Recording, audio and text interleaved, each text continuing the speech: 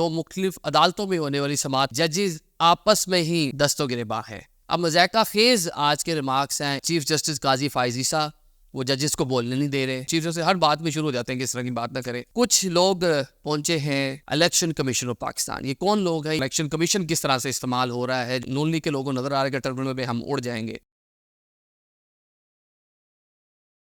अस्सलाम वालेकुम नाज़रीन, मैं हूँ आदिल निज़ामी और आप देख रहे हैं मेरा digital channel.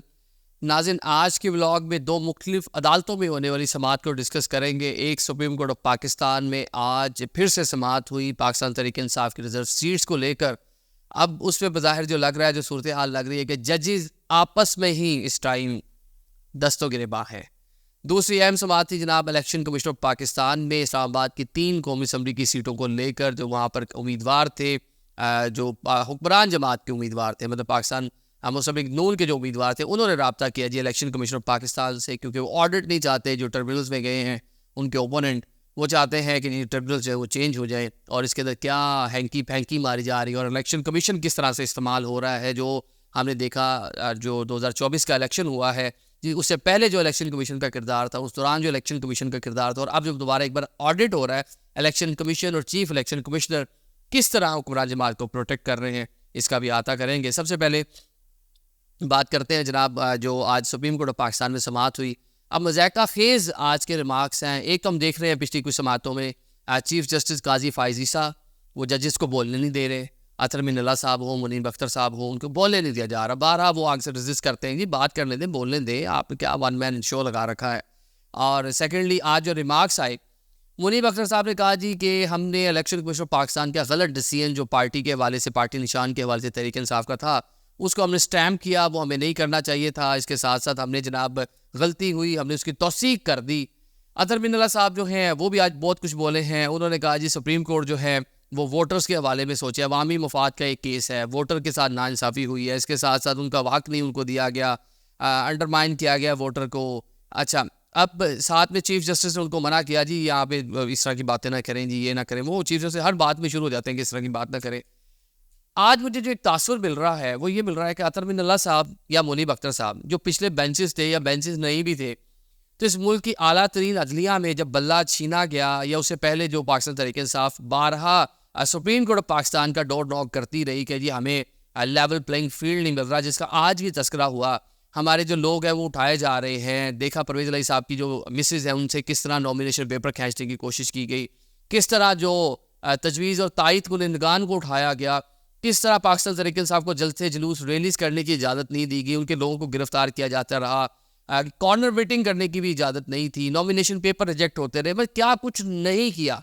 Okay, before election उस टाइम भी यही जुडिशरी थी, यही जजेस सुप्रीम कोर्ट ऑफ पाकिस्तान में बैठे हुए थे, तब आप क्यों नहीं बोले? आज आप कह रहे हैं इंसानी हकूक़ की वायलेशन हो गई है, वोटर का हक नहीं मिला, लेवल प्लेइंग फील्ड नहीं मिली। चीफ जस्टिस कह रहे हैं जी उसको छोड़ दें, वो मामला आएगा फिर देखेंगे। मुनीब अख्तर साहब कह रहे हैं कि इलेक्शन कमीशन की गलती, उसके ऊपर हमने स्टैम्प कर दिया। तो ये अरबों रुपये इस कौम के इलेक्शन पर लग गए, और उसके बाद मुल्क की आला तरीन अदालत जो मुख्तलिफ गाए बगाए, वो शायद चाहे वो इलेक्शन कराने का केस हो, फिर उसके बाद पाकिस्तान तहरीक-ए-इंसाफ का इंट्रा पार्टी इलेक्शन के हवाले से केस हो, पाकिस्तान तहरीक-ए-इंसाफ का सुप्रीम कोर्ट पाकिस्तान को मुतअद्दिद लेटर्स हो, या मुख्तलिफ केसेस के दौरान ये मामला ज़ेर बहस आना हो, उस दौरान लोगों का उठाए जाना हो, तो उस टाइम ये अदालतें किधर थी, जजेस किधर थे? तो ये हर चीज़ हमें बाद में क्यों याद आती है? हम गोंगलों से जो मट्टी है वही क्यों झाड़ते हैं? तो बर वक्त हमने इसके ऊपर क्यों एक्शन नहीं लिया? आज अतर मिनल्ला साहब ठीक है, बड़े अपराइट जज हैं। हमने इस्लामाबाद हाई कोर्ट में जब वो चीफ जस्टिस थे तो उनके टाइम में हमने बहुत सी अच्छी चीज़ें देखी, जो वो सारी की सारी वहाँ करते रहे। उनका एक ह्यूमन राइट्स को लेकर और फंडामेंटल राइट्स को लेकर एक बड़ा एक मौक़िफ़ है, और वो अभी का नहीं है, क्योंकि इनकी हिस्ट्री जिनको मालूम है कि इफ्तिखार मोहम्मद चौधरी साहब के साथ ये अटैच थे। उनकी पूरी तहरीक के दौरान उनकी स्पीच राइटिंग और सारी चीज़ें, स्टेज मैनेजमेंट सब इनके पास होती थी। जो वकला तहरीक थी उसमें पेश लोगों में ये शामिल थे, बल्कि जो 3-4 लोग इफ्तिखार चौधरी साहब के साथ होते थे, चले एतजाज़ अहसन साहब, वो इस तरह के बड़े नाम थे, वकला लीडर थे, ये एक तरह उनके सेक्रेटरी के तौर पे, पर्सनल सेक्रेटरी के तौर पे फ़राइज़ सर अंजाम दे रहे थे। तो इनकी उस टाइम बड़ी खिदमात है, तो वो हमें नज़र भी आई एज ए जज जब ये सुप्रीम कोर्ट में भी आए हैं या वो इस्लामाबाद आए। लेकिन मुझे शिकवा ये है कि जब आप ये सारी चीज़ें देख रहे थे तो तब आप लोग उस टाइम क्यों नहीं बोले?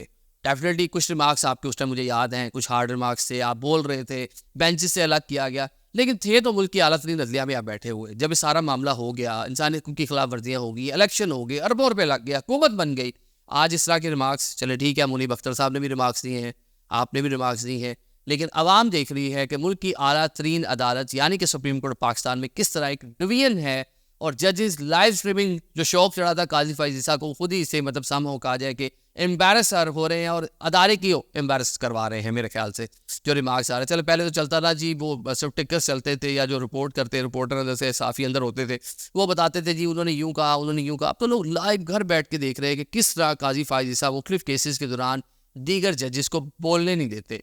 तो एक संगीन मामला है, मुल्क की अदलिया 134-135 पता नहीं कौन सा नंबर है इसका, 100 से तो ऊपर ही है, तो ये सामो नज़र आ रहा है कि वो ठीक है। अब बात कर लेते हैं जी 8 फरवरी इलेक्शन, ये भी इलेक्शन से रिलेटेड मामला है। बैरिस्टर गौर पर उम्मीद है कि 25 जून तक हमें जो है हमारी नशिस्तें मिल जाएंगी जो रिज़र्व सीट्स हैं। रिज़र्व सीट्स मिलने से ऑल तो वो मुअत्तल की गई हैं सुप्रीम कोर्ट पाकिस्तान के फैसले का, पंजाब में भी मरकज़ में भी, लेकिन उसके बाद जो हुकूमत के पास मेजॉरिटी थी, हुकूमत की फॉर्मेशन में तो डेफिनेटली कमी नहीं आएगी, लेकिन मुराल जो है वो थोड़ा नीचे आएगा, या मरकज़ में जो लेजिस्लेशन के लिए 2/3 मेजॉरिटी थी वो ख़त्म हो जाएगी हुकूमत के पास, हुकूमत की मुश्किलात में इजाफा डेफिनेटली होगा। अब बैरिस्टर गौर जो है पर उम्मीद है कि 25 जून को उनके हक़ में फ़ैसला आ जाएगा। चले यहाँ से सुप्रीम कोर्ट से इंसाफ मिल जाएगा, बज़ाहिर लग भी रही यही रहा कि इस टाइम जजेस का मूड यही है, जिस तरह हवाएं चल रही हैं, हवाओं का रुख, वो इस्लामाबाद हाई कोर्ट का साइफर के हवाले से फ़ैसला हो, दीगर फैसले हों, तो बज़ाहिर यही लग रहा है कि रिलीफ मिलेगा पाकिस्तान तरीके से, मिलना भी चाहिए, उनका राइट है, बहुत ज़्यादती उनके साथ एक टाइम पे।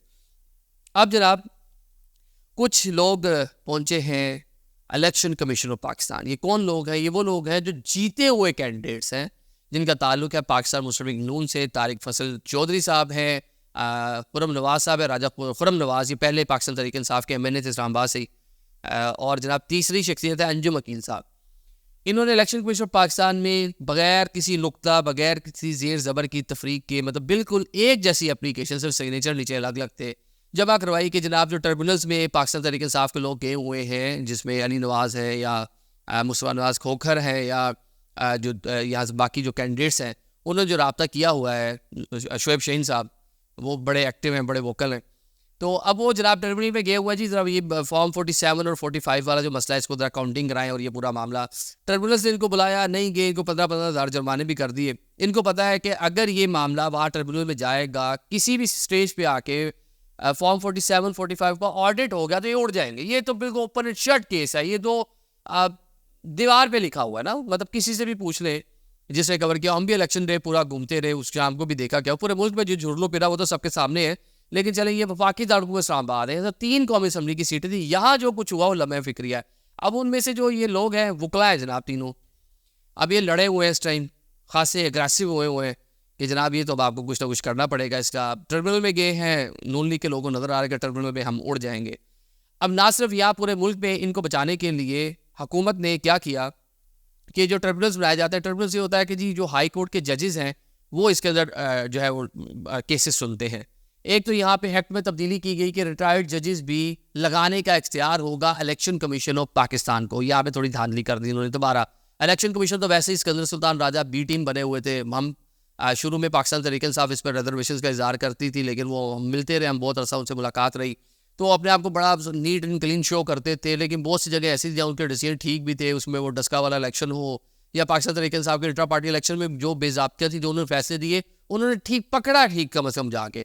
लेकिन जो 8 फरवरी का इलेक्शन है उसमें तो बिल्कुल ही पोल खुल गया ना उनका। उससे पहले भी जिस अंसारी को के खिलाफ वर्दी जिस दायरे का काम ही इलेक्शन करवाना था वो इलेक्शन सही से नहीं करवा सका। अब वो एक बार फिर धांधली को कह ले कि पर्दा डालने के लिए चीफ इलेक्शन कमीशन मैदान में है, हुकूमत के साथ मिलकर मैदान में है। मुलाकात की वज़ीर कानून से, अटॉर्नी जनरल से, चीफ इलेक्शन कमीशन कुछ दिन पहले, और ये ट्रिब्यूनल से रिटायर्ड जजेस भी इसमें लगाए जा सकते हैं। एक तो ये पूरा मामला हो गया। अब बज़ाहिर ये लग रहा है कि आज जो केस में एप्लीकेशन आई उसके अंदर उनको मंजूर किया एप्लीकेशन को, 6 जून को दोबारा केस सुना जाएगा। अब रिलीफ इसमें यही मिलेगा इनको जो पाकिस्तान मुस्लिम लीग नून के लोग हैं जी, हमें एतबार नहीं है इन जजेस पे जो हाई कोर्ट के जजेस हैं, ये विक्टिमाइज़ कर रहे हैं। राजा खुरम नवाज के वकील ने जो आज वहाँ पर पूरी बात की, बड़ा स्पीडी ट्रायल चल रहा है। देखिए ट्रायल तो स्पीडी होना चाहिए, दुनिया भर में मुख्तलिफ केसेस के जो ट्रायल का टाइम मुकर्रर होता है और मतलब बड़ा एडमायर किया जाता है कि चले जी आप अदालत में गए, जल्दी रिलीफ मिल गया। लेकिन यहाँ पे मुस्लिम लीग नून के लोगों को ये डायरेक्ट स्पीडी ट्रायल हो रहा है, एक हमें सुने बगैर 15,000 जुर्माना। जब आप ट्रिब्यूनल के सामने पेश ही नहीं हुए, बार बार पेशी के बावजूद अब गए ही नहीं, तो जुर्माना तो होगा आपको, डेफिनेटली होगा। लेकिन असल जो मकसद है वो जुर्माना, ये पूरा मामला नहीं है। असल ये तारिक फजल चौधरी हो, अंजुम अकील हो, और जो खुर्रम नवाज साहब हो, इनको मालूम है कि ये इलेक्शन जो है ये हारे हुए हैं, ये इलेक्शन जीते हुए नहीं है, और ये किसी भी स्टेज पे इसका ऑडिट हुआ तो ये फारिग हो जाएंगे। हुकूमत परेशान है कि अगर ये फारिग होते हैं वफाकी दारुल इस्लामाबाद की 3 सीट्स के बाद पूरे पाकिस्तान का क्या होगा, वहाँ भी टर्मिनल्स बनेंगे, वहाँ भी लोग जाएंगे, हुकूमत का जो मोरल है वो नीचे आ जाएगा। पहले तो हमारे यहाँ मोरालिटी कोई चीज़ तो है नहीं, और या तो सिर्फ नंबर गेम है और पावर की गेम है, इशारे हैं, ठीक है, लगे रहे चलते रहे, कुछ भी नहीं, बाकी भूल जाए, तो वो तो चल ही रहा है मामला। लेकिन ये डैमेज होगा डेफिनेटली हुकूमत को। तो अब इसमें इलेक्शन कमीशन के साथ मिलके जिस तरह 8 फरवरी को एक धांधली की थी, अब उस धांधली पर पर्दा डालने के लिए चीफ इलेक्शन कमिश्नर जो है वो मैदान में है। Thank you so much.